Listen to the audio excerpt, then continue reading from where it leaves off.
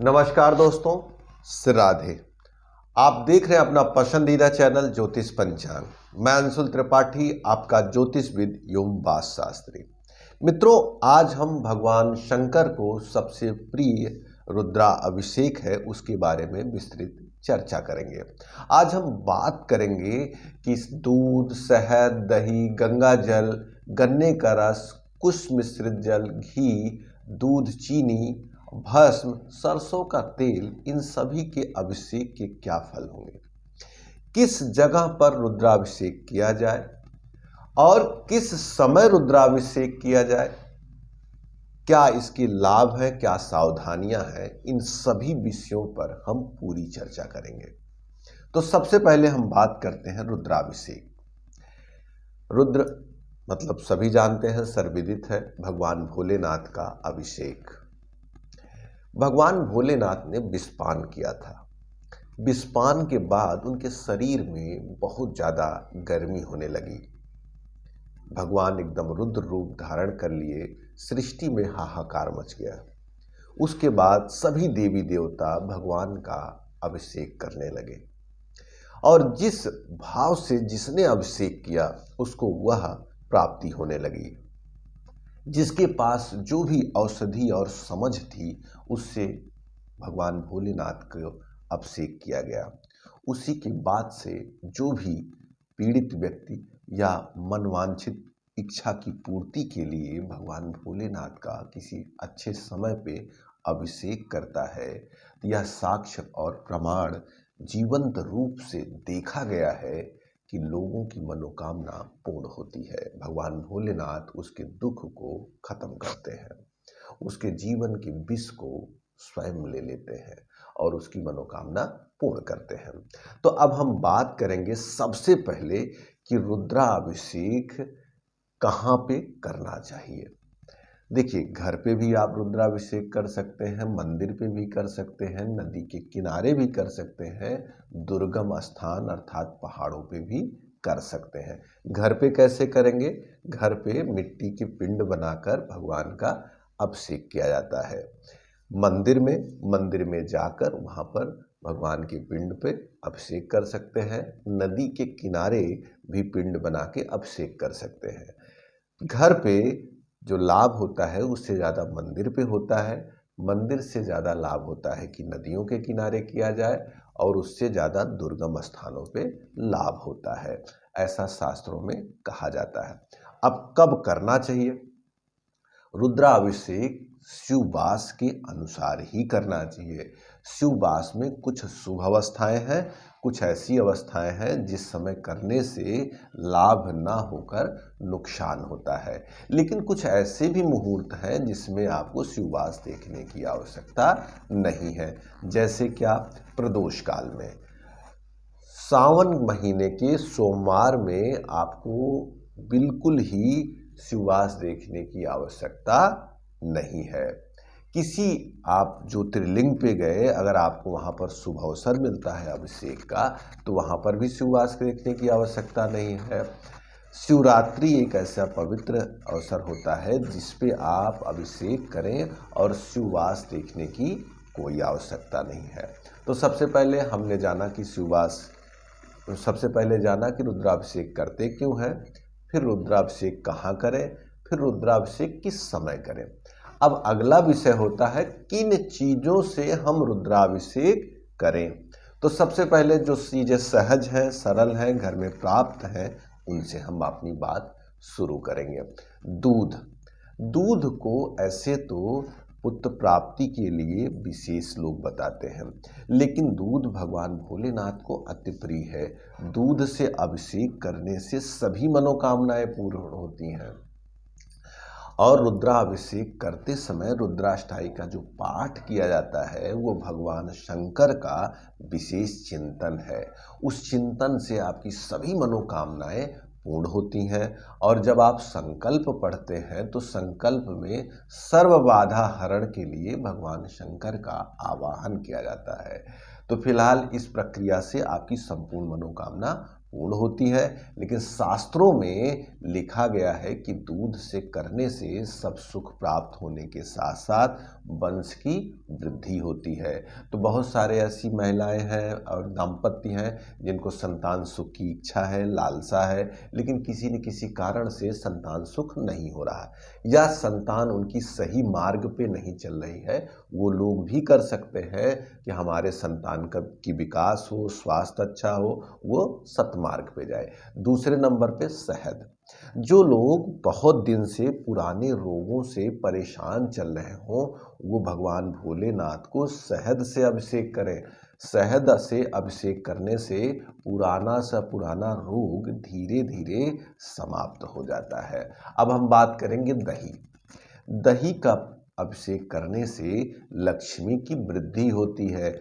अर्थात जिन लोगों को व्यवसाय की दिशा नहीं निश्चित हो पा रही है, व्यवसाय में विकास नहीं हो पा रहा है, पहले जैसे लोग पशुपालन और खेती करते थे और उसमें दिक्कत आती थी, आज व्यवसाय का क्षेत्र काफ़ी बड़ा हो गया है, इसमें कहीं भी दिक्कत आ रही हो तो आप दही से भगवान भोलेनाथ का अभिषेक करें तो आपको सहजता से आराम मिलेगा।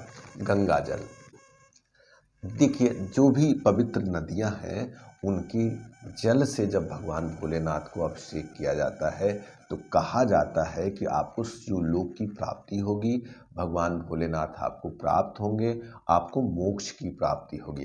अर्थात आपका मन बहुत दुखी हो, अंदर से आप कमज़ोर और क्षीण महसूस कर रहे हो, आपकी आत्म चेतना नहीं मिल रही है, तो उस समय आप गंगा या जो भी पवित्र नदियां हैं उनसे आप जब अभिषेक करते हैं तो भगवान भोलेनाथ आपको मोक्ष देते हैं, आपके जीवन को सफल बनाते हैं।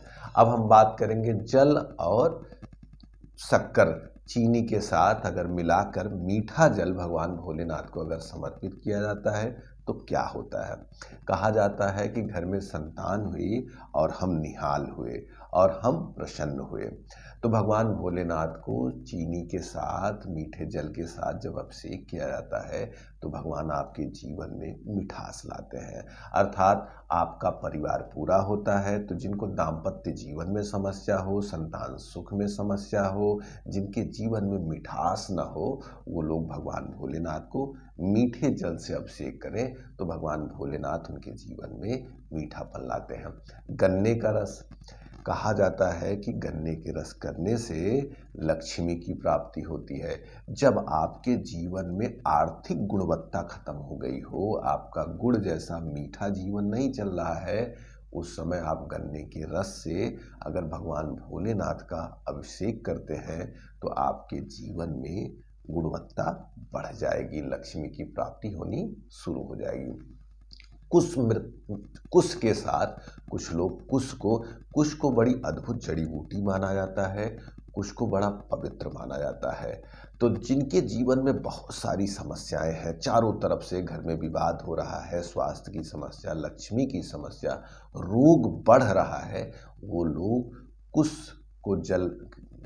और जल को मिलाकर बनाया जाता है। उसके माध्यम से जब भगवान भोलेनाथ का अभिषेक करते हैं तो उनके जीवन में ये सभी बाधाएं समाप्त हो जाती हैं। घी को बड़ा बलवर्धक माना जाता है। कहा जाता है कि यह विष नाशक है। तो जिन लोगों को मेडिकली प्रॉब्लम चल रही है, संतान सुख नहीं हो पा रहा है, पुत्र का सुख नहीं हो पा रहा है या पुत्र को बीमारी बढ़ रही है, वो लोग घी से अगर अभिषेक करते हैं तो जिनको संतान नहीं उनको संतान भी मिलती है, जिनका संतान शुभ नहीं है, अच्छा नहीं है, बीमारी या कलह या विकास की समस्या, वो लोग घी से अभिषेक करें तो भगवान भोलेनाथ उनकी समस्या का समाधान करते हैं। दूध चीनी। बहुत सारे लोग ऐसे हैं जिनको मीठा दूध कहा जाता है। बहुत सारे ऐसे लोग हैं जिनकी संतान की बौद्धिक क्षमता वो जैसे चाहते हैं वैसे नहीं है, संतान का पढ़ने में मन नहीं लग रहा है। तो कहा जाता है ना कि सबसे मीठा माँ का दूध होता है, माँ के दूध को पिए हो तो आओ ताकत दिखाओ। इस स्थिति में मीठा दूध जब भगवान भोलेनाथ को समर्पित किया जाता है तो बच्चों को ताकत प्राप्त होती है, अर्थात आपके बच्चों की बौद्धिक क्षमता बढ़ेगी, ज्ञान विज्ञान बढ़ेगा। केवल बच्चे ही नहीं, आपकी भी बढ़ेगी, क्योंकि हम भगवान भोलेनाथ के लिए स्वयं संतान रूप है। तो जिनको लगता है कि हमको मानसिक डिप्रेशन है, मानसिक चिंता है, कला है, वो भगवान भोलेनाथ को मीठा दूध समर्पित करें। भस्म की बात करते हैं, भगवान भोलेनाथ को भस्म बड़ा प्रिय है, इसीलिए भस्म से उनका अभिषेक किया जाता है। भगवान भोलेनाथ राख से भी प्रसन्न हो जाते हैं। तो जो लोग अपने जीवन में बड़ी बड़ी समस्याओं से परेशान हैं, वो भस्म से अभिषेक करें, भगवान भोलेनाथ उनकी समस्या का समाधान करते हैं। सबसे अंतिम चरण में आता है सरसों का तेल। कहा जाता है तंत्र जगत में सरसों के तेल का प्रयोग मारण आदि कार्यों के लिए किया जाता है, लेकिन यह विशेष कार्य है, यह तांत्रिक आदि लोगों के लिए है, आम जनमानस के लिए नहीं है।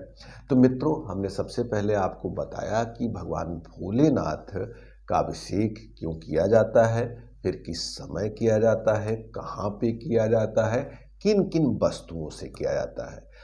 एक प्रश्न बड़ा महत्वपूर्ण आता है कि अभिषेक के बाद घर में जो सामग्री या जो हमने पिंड बनाया है उसका क्या करें। इस अवस्था में आपको सबसे पहले तो भगवान के भोलेनाथ के जो पूजन है उसको तुरंत नहीं हटाना है। कोशिश करें अगले दिन सुबह हटाएं या एक लंबे अंतराल के बाद हटाएं। दूसरी बात, हटाना कहाँ है, तो देखिए भगवान भोलेनाथ के ऊपर चढ़ा हुआ जो प्रसाद होता है वो सब नहीं सेवन कर सकते। आप अपने घर में उसका सेवन बिल्कुल नहीं कर सकते हैं। तो नॉर्मली कुछ विशेष लोगों को या मंदिर में वो प्रसाद दिया जाता है, नहीं तो वो सारी सामग्री किसी पीपल के पेड़ के नीचे या किसी पवित्र स्थान पर या बहते पानी के किनारे उसको प्रवाहित कर दिया जाता है। कभी भी आप शुभ कार्य पूर्ण करके अब निकलें तो सबसे पहले अपने गुरुजन, अपने बड़े और माता पिता को चरण स्पर्श जरूर करें। रुद्राभिषेक एक स्वर्णिम कार्य है जिसके माध्यम से मेरा जो व्यक्तिगत अनुभव है, बहुत लोगों की मनोकामना पूर्ण हुई है। तो मित्रों, आज हमने रुद्राभिषेक के बारे में बातचीत की। अगर आपको इससे संबंधित कोई प्रश्न करना है तो आप कमेंट बॉक्स में प्रश्न छोड़ सकते हैं। ज्योतिष सीखना हो या अपनी कुंडली आपको दिखानी हो या अपने वास्तु के बारे में जानना हो या वास्तु के अनुसार अपने घर का नक्शा बनवाना हो तो दिए नंबर पर फ़ोन करके आप हमसे बातचीत कर सकते हैं। भगवान भोलेनाथ आपकी मनोकामना पूर्ण करे। इसी के साथ हम आपसे विदा चाहते हैं। नमस्कार, श्री राधे। उम्मीद करती हूँ आपको वीडियो पसंद आया होगा, तो इसे लाइक करना ना भूलें। ज्योतिष और पंचांग से जुड़ी जानकारी हम आपके लिए लाते रहेंगे, तो आपके अपने YouTube चैनल ज्योतिष पंचांग को सब्सक्राइब करें और बेल आइकन जरूर प्रेस करें ताकि आपको लेटेस्ट वीडियो की नोटिफिकेशन लगातार मिलती रहे।